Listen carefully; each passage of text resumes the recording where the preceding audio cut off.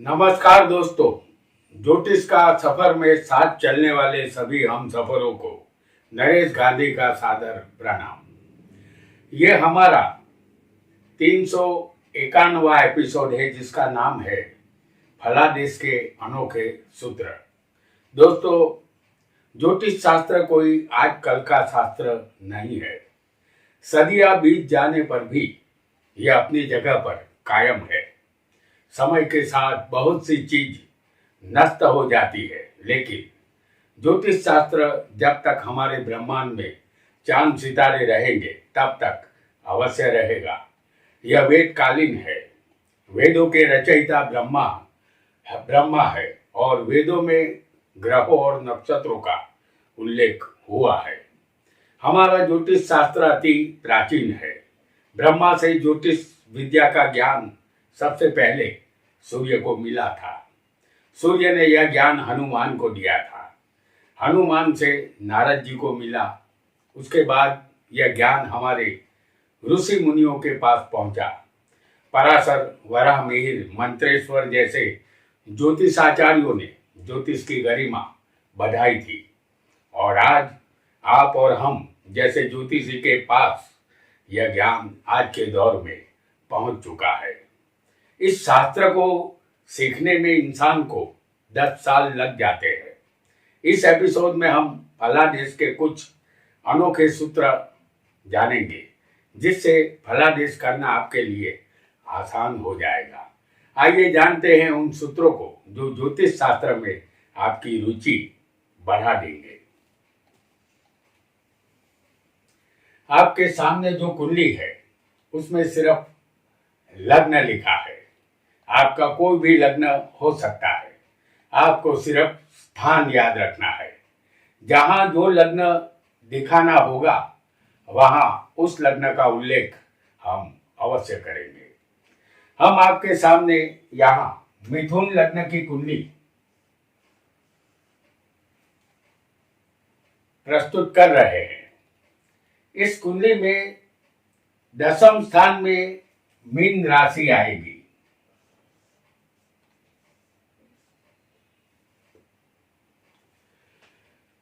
तो मिथुन लग्न की इस कुंडली में 10वें स्थान में मीन राशि के हम आपको दिखाएंगे गुरु और शुक्र को।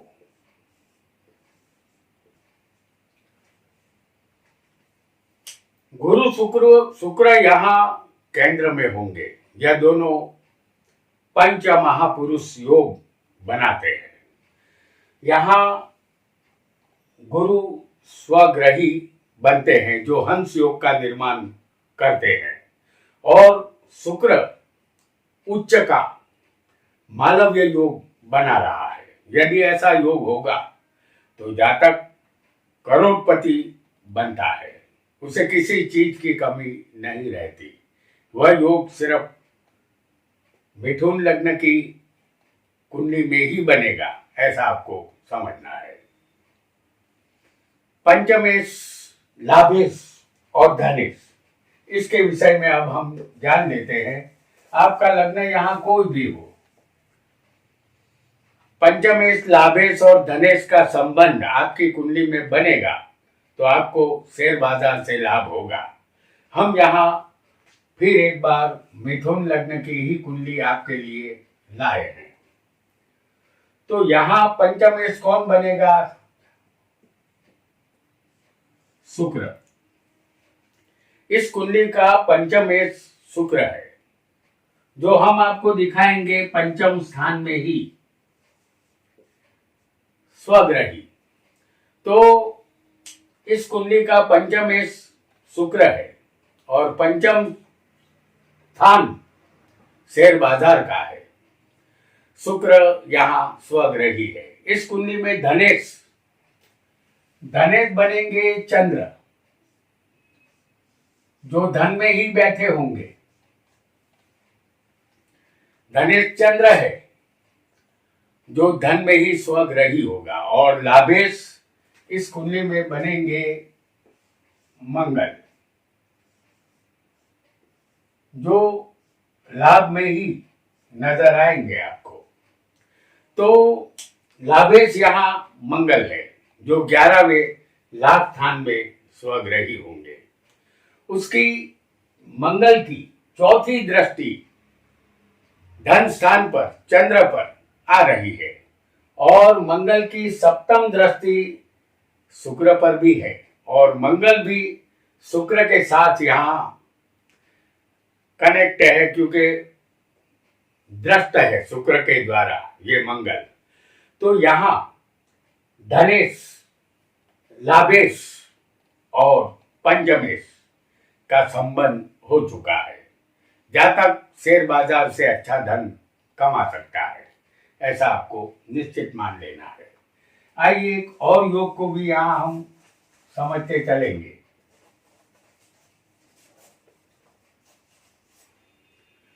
कोई भी लग्न यहाँ आपका हो सकता है, आप युवक हो या युवती। गुरु मंगल की युति किसी भी स्थान में होगी, जैसे गुरु मंगल को हम आपको चौथे स्थान में दिखा रहे हैं। गुरु और मंगल,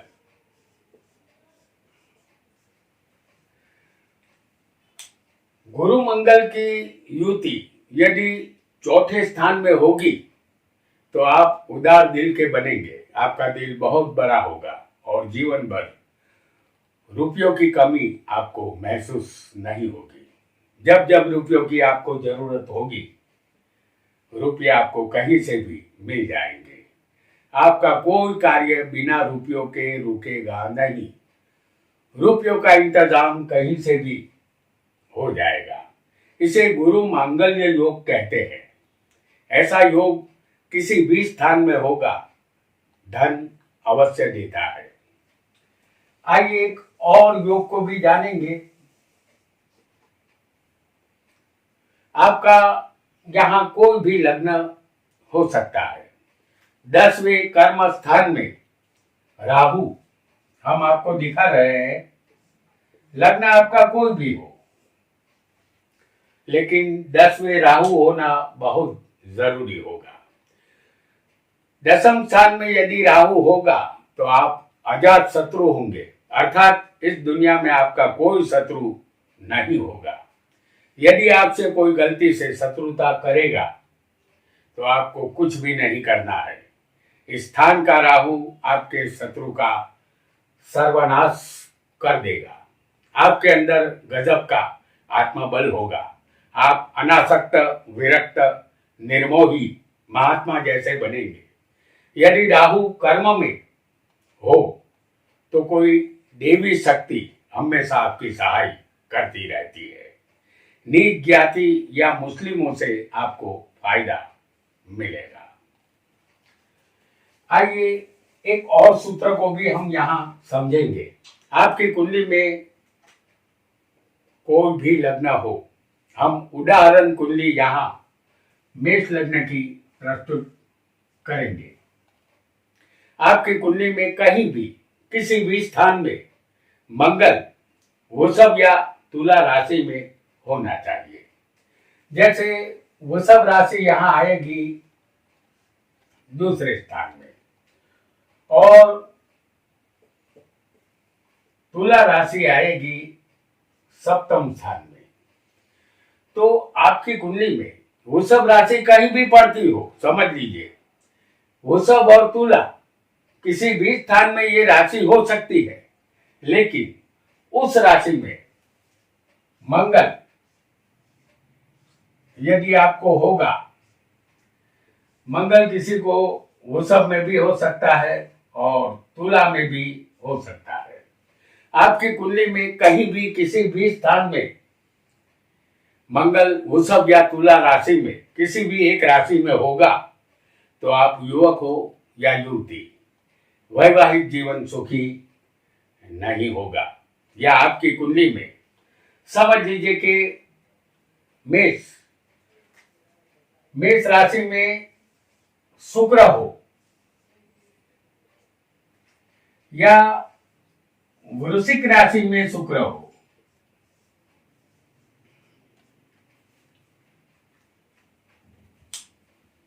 मेष या शुक्र, ये मंगल की राशि है, मेष राशि और वृश्चिक राशि, इसमें शुक्र होगा दो में से किसी भी एक राशि में, तब दाम्पत्य सुख में कमी आ जाएगी। अपने जीवन साथी से दुख अवश्य मिलेगा। आए दिन जीवन साथी से नोकझोंक होती रहेगी, शांति नहीं मिलेगी। आइए एक और योग को भी यहाँ हम समझेंगे, एक ऐसा सूत्र जो बिल्कुल सही पाया गया है। आपका लग्न यहाँ कोई भी हो, आपकी कुंडली में सूर्य चंद्र यदि छठे हो, लग्न कोई भी हो, सूर्य चंद्र छठे हो या सूर्य चंद्र आपकी कुंडली में 12वें भी हो सकते हैं,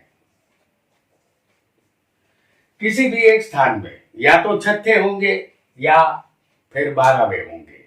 लग्न आपका कोई भी हो, आपकी कुंडली में सूर्य चंद्र छठे या 12वें किसी भी एक स्थान में होंगे तो आपको एक ही पत्नी का सुख मिलेगा और संतान में भी एक ही पुत्र होगा। पत्नी और पुत्र के साथ आपका जीवन चलता रहेगा। यह योग स्त्री पुरुष दोनों की कुंडली पर लागू होगा।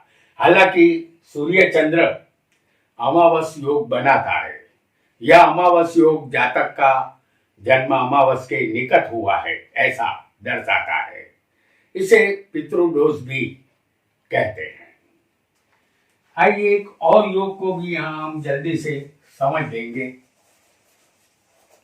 और वो सूत्र क्या है इसे भी जान लेते हैं। आपका लग्न कोई भी हो, शनि मंगल की युति इन केंद्र स्थानों में होनी चाहिए। केंद्र स्थान पहला, चौथा, सातवां और 10वां होता है। उदाहरण कुंडली हम यहाँ आपको बताएंगे मेष लग्न की, और मेष लग्न की इस उदाहरण कुंडली में यहाँ शनि और मंगल की युति हम दिखाएंगे 10वें स्थान में, शनि और मंगल। शनि और मंगल की युति हम आपको 10वें स्थान में दिखा रहे हैं। आपका लग्न कोई भी हो सकता है, शनि मंगल भी केंद्र में होने चाहिए। ये यहाँ भी हो सकते हैं, यहाँ भी हो सकते हैं, यहाँ भी हो सकते हैं और यहाँ भी हो सकते हैं। हम आपको 10वें मकर में दिखा रहे हैं शनि मंगल की युति। मकर में शनि स्वग्रही बनता है और मंगल मकर राशि में ही उच्च का होता है। यहाँ दोनों बलवान है। शनि सस योग बना रहा है और मंगल रुचक योग बना रहा है। ऐसे योग वाला जातक उद्योगपति बनता है या मिल मालिक बनता है। यह योग जातक को करोड़पति अवश्य बनाता है। आइए एक और सूत्र को भी यहाँ हम समझ लेते हैं जल्दी से। आपका कोई भी लग्न यहाँ हो सकता है। यदि आपकी कुंडली में किसी भी स्थान में शुक्र पाप कर्तरी में फंसा होगा, जैसे शुक्र को हम आपको दिखा रहे हैं चौथे स्थान में, ये शुक्र पाप कर्तरी योग में नहीं होना चाहिए। तो चौथे स्थान में ये शुक्र हम आपको दिखाते हैं। यहाँ तीसरे स्थान में शनि होगा और पंचम में हम दिखाएंगे राहु को।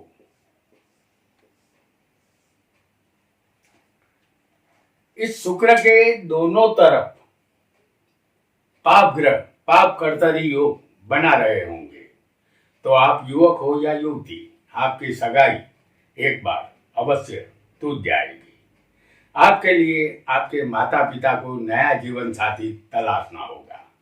यह बात बिल्कुल तय समझनी है। ऐसा योग शादी में विलंब भी करवाता है, क्योंकि दाम्पत्य सुख सिर्फ शुक्र ही देता है। यह योग युवक युवती दोनों की कुंडली पर लागू होगा। आइए एक और सूत्र को भी हम जानेंगे। आपका कोई भी लग्न हो, यहाँ हम मेष लग्न की कुंडली प्रस्तुत कर रहे हैं। आप युवक हो या युवती, यदि आपकी कुंडली में पंचम का मालिक पंचम में स्वग्रही हो और भाग्य का मालिक भाग्य में ही स्वग्रही बैठा हो, जैसे मेष लग्न की इस कुंडली में पंचम में कौन बनेगा? सूर्य, जो पंचम में ही होगा स्वग्रही, और नवम स्थान जिसके मालिक बनेंगे गुरु, जो स्वग्रही भाग्य में ही बैठे होंगे। ऐसा जातक, जैसे समझ लीजिए लग्न आपका कोई भी हो, आपकी कुंडली में जो पंचम का मालिक बना हो वो पंचम में ही बलवान होना चाहिए, स्वग्रही, और नवम स्थान भाग्य का स्थान उसका मालिक भी भाग्य में ही बैठा होना चाहिए, लग्न कोई भी हो आपका। हम यहाँ उदाहरण सूर्य और गुरु का आपको बता रहे हैं। यदि ये दोनों बलवान होंगे, ये त्रिकोण स्थान है दोनों, अगर ये बलवान होंगे तो बेशुमार धन संपत्ति का मालिक ये आपको अवश्य बनाते हैं। मोटर, गाड़ी, बंगला सब कुछ आपके पास होगा। उसका जीवन राजा के समान होता है, वह वैभवी जीवन बसर करता है। दुनिया के हर सुख ऐसे इंसान को मिल जाते हैं, और वह भी बड़ी आसानी से। आइए एक और सूत्र को भी जानेंगे। आपका लग्न यहाँ कोई भी हो, आप युवक हो या युवती, चौथे स्थान में आपकी कुंडली में यदि केतु होगा तो जाहिर है उसके सामने राहु ही आएंगे।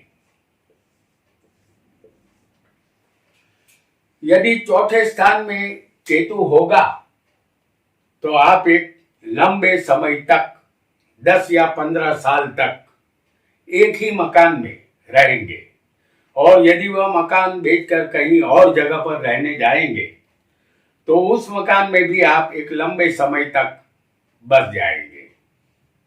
चौथा स्थान मकान का होता है, और ये स्थान मृत्यु की अंतिम स्थिति का भी है। मृत्यु के समय आपको मृत्यु का इंतजार करना होगा। मृत्यु ऑपरेशन टेबल पर होगी, क्योंकि केतु के पास प्यास है, और केतु मंगल के समान फल देता है, और मंगल ऑपरेशन का कारक है। तो दोस्तों, आज हमने फलादेश के अनोखे सूत्र जाने, यह आपको बहुत काम आएंगे। आज इतना ही। आपका बहुत बहुत धन्यवाद।